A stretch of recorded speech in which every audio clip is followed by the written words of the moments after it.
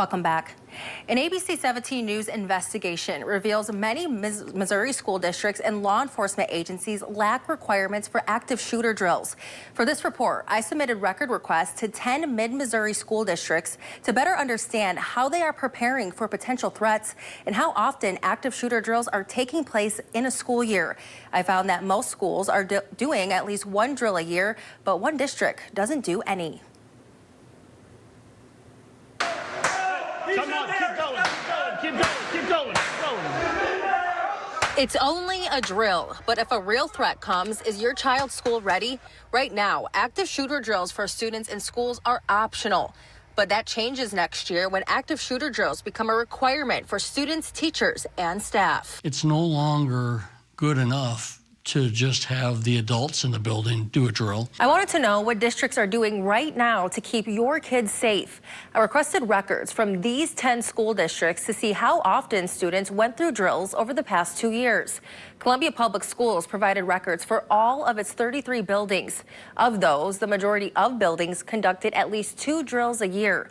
The Jefferson City School District reported 372 drills over the past 2 years, but didn't provide a breakdown of how many were held at each building. I found the Cole County R5 school district takes a different approach. Superintendent Charlie Birch told me the district doesn't do physical drills. Instead, they regularly review safety procedures with students. He told me, quote, "We believe the most effective approach is to foster understanding and preparedness through calm, age-appropriate conversations. But is that enough?" Every district that does a full active shooter lockdown drill and has those kids moving to the proper positions, the proper placement, teachers moving with the students. A good drill is not sitting there and listening to procedures. That's been okay in the past. During a drill, students are training to turn off the lights, lock doors, move out of sight, and stay silent. School safety expert John McDonald says drills should be consistent but not excessive. We train enough to make it meaningful, but we don't overtrain to the point that, kids just find it boring and routine. Meaning if you don't do another drill for a year, you often lose the information. You often lose the learning. While schools prepare for the unthinkable, so is law enforcement. Missouri does not mandate law enforcement agencies to do active shooter training, but many do it anyway.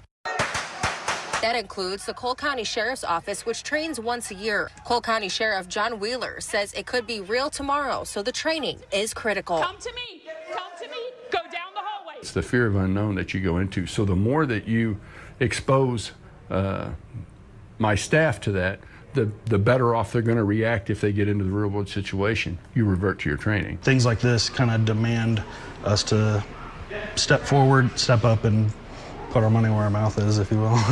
That investment isn't small. That's why some agencies can fall behind.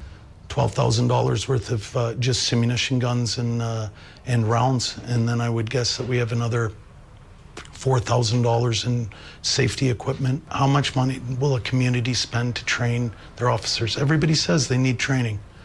How much? Who's paying for it? Because the sheriff does a lot with a very small budget. Law enforcement and schools are not required to train together, which could create a gap in response. Now it's important for law enforcement and schools to come together. They cannot be siloed. Those relationships are so important for the life safety of the people in our schools. The Missouri State Highway Patrol requires troopers to do 4 hours of training a year, with that number increasing to 8 hours next year. To read more in depth about how other districts are doing with their active shooter drills, you can head over to our website, abc17news.com.